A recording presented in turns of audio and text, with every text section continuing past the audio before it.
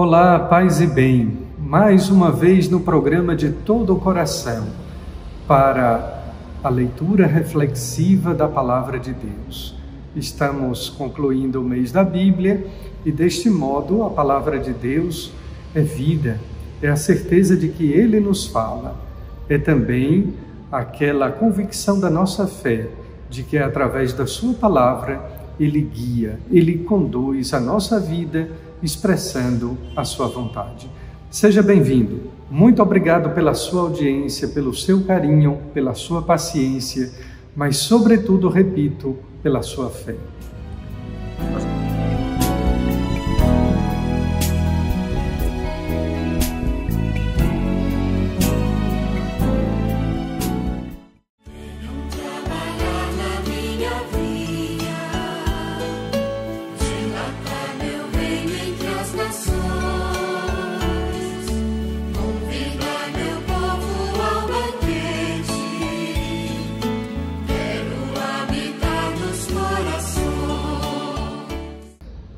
Quero mais uma vez saudar a todos com a minha fraterna saudação de paz e bem. Estamos meditando a Palavra de Deus do 27º domingo do tempo comum. Mais uma parábola que dá continuidade àquela outra que ouvíamos domingo passado, quando nosso Senhor contava aos fariseus, perguntando-lhes a respeito da resposta de qual filho fez a vontade do dono da vinha, do pai. E nós meditávamos que o primeiro filho que disse não e voltou, ele não apenas mudou de opinião, mas também mudou de vida. Mudar de vida vale mais do que mudar de opinião.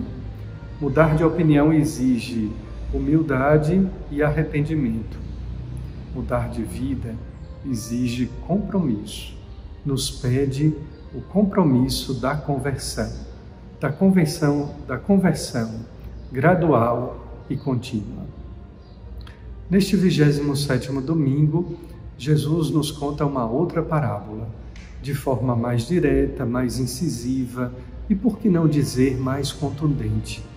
Na verdade, ele dá continuidade à primeira leitura do profeta Isaías, que de forma muito bela, poética e até mesmo romântica, Isaías falava de uma vinha.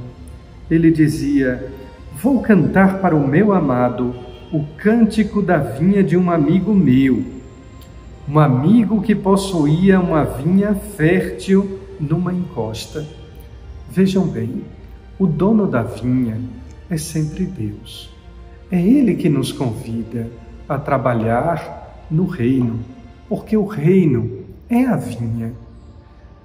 Acontece, porém, que entre a primeira leitura e o Evangelho existe sim uma continuidade, mas até certo ponto existe também uma ruptura e uma discrepância.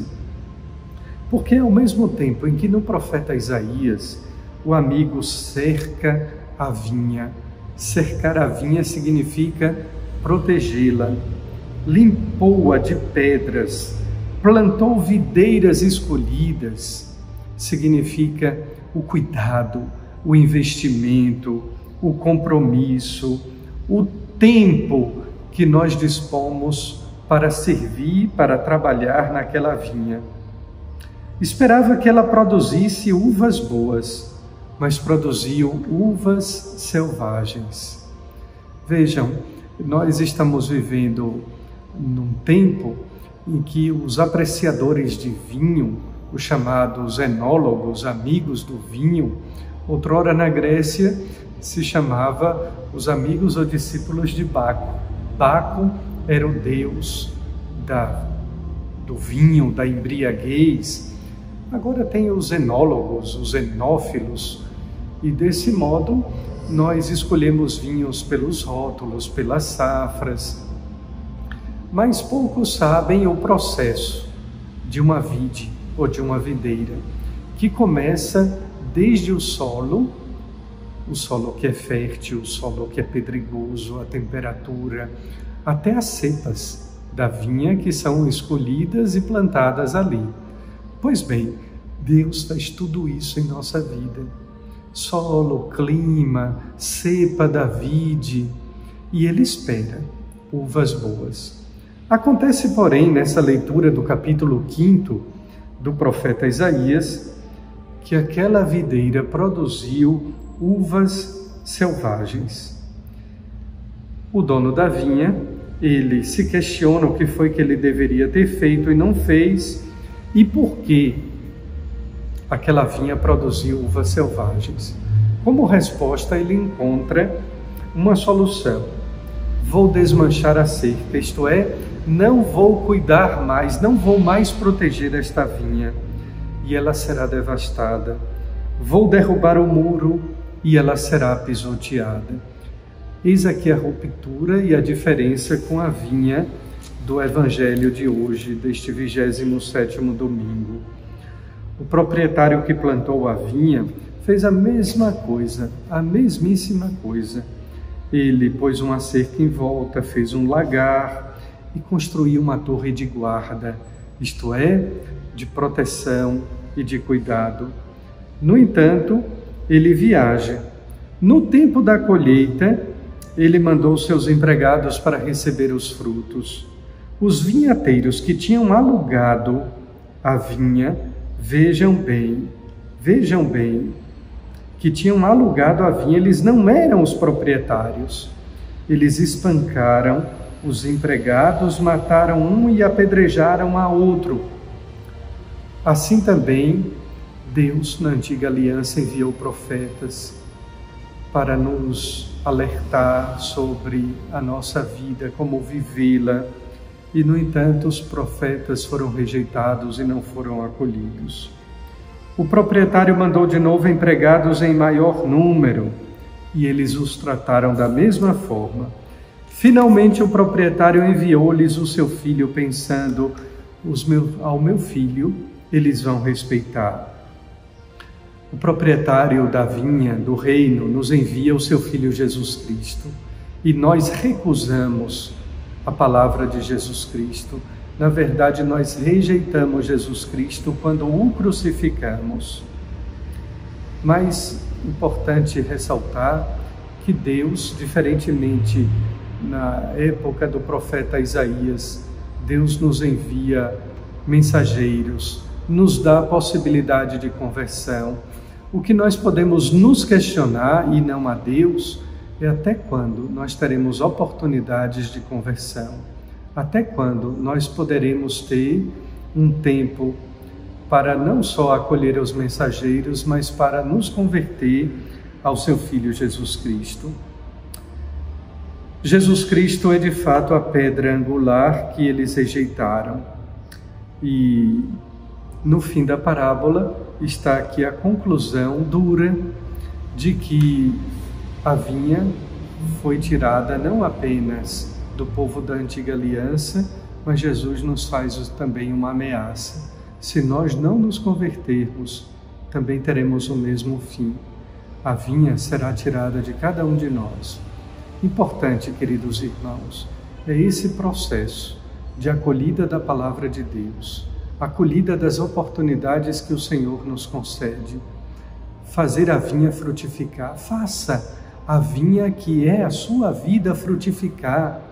Deus está lhe protegendo, lhe guardando, lhe concedendo dons, fertilizantes, adubo, água, porque afinal de contas, a sua vinha, a sua vida não está prosperando, não está produzindo os frutos de amor, de perdão, de solidariedade, de amor ao próximo com aquele que mais precisa.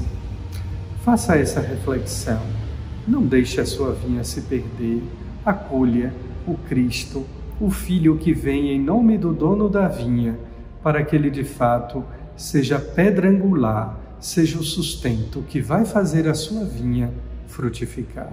Recebam então o meu abraço fraterno e a bênção de Deus.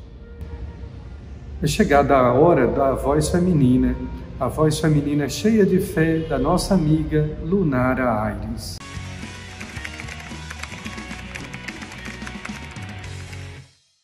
Oi gente, tudo bem? Tá começando mais um Papo de Cruz e você sabe que antes de começar a minha partilha eu já chego fazendo um pedido a você.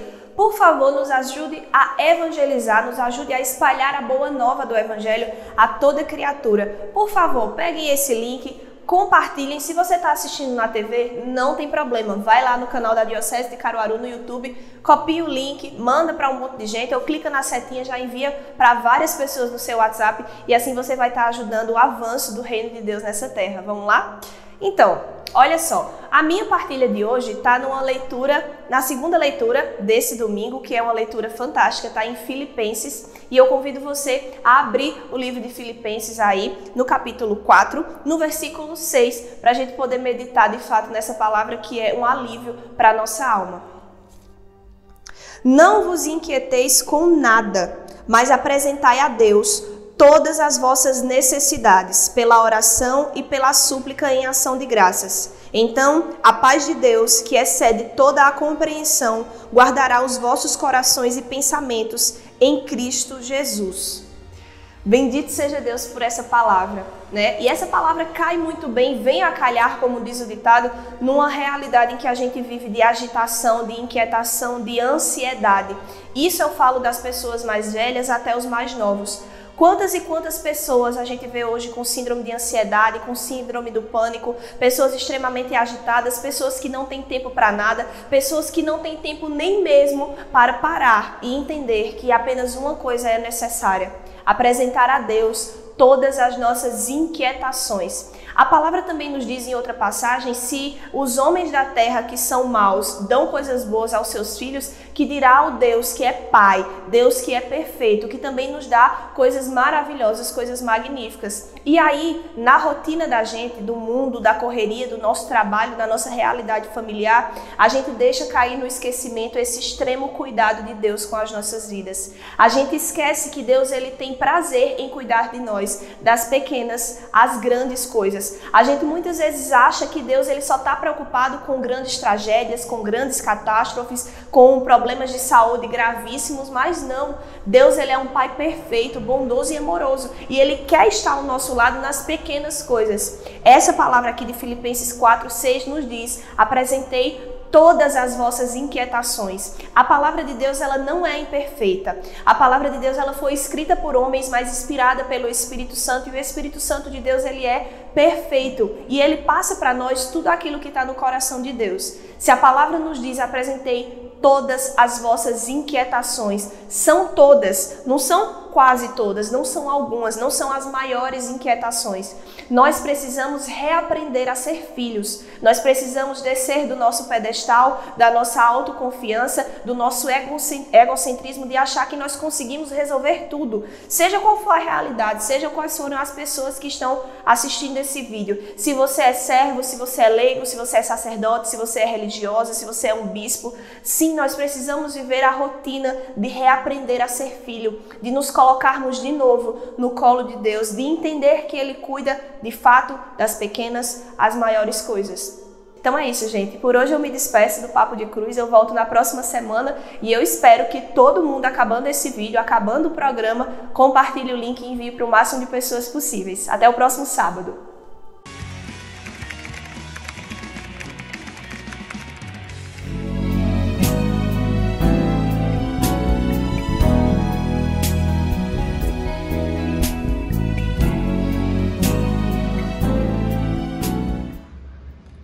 Quais são os frutos que nós queremos produzir na vinha do reino e na vinha da nossa vida? Esses frutos, eles acontecem, claro, pelo nosso empenho, pelo nosso compromisso, mas não se esqueça, também pela graça de Deus. Sem a graça de Deus, nós não conseguimos quase nada. Aliás, até um salmista nos diz: se o Senhor não nos ajudar, em vão trabalharão os seus construtores. Portanto, a graça de Deus, acima de tudo, a graça de Deus contando com o compromisso e o empenho da natureza humana. Estamos iniciando o mês de outubro, o mês dedicado às missões, mas o mês também que nós recordamos a memória festiva de Nossa Senhora Aparecida, Rainha e Padroeira do Brasil. que ela interceda ao seu Filho Jesus Cristo, a fim de que obtenhamos as melhores, copiosas e abundantes bênçãos de Deus. Em nome do Pai, do Filho e do Espírito Santo. Amém. Muito obrigado pela sua audiência, agradecido pela sua companhia e pela sua fé, e até o próximo final de semana. Paz e bem.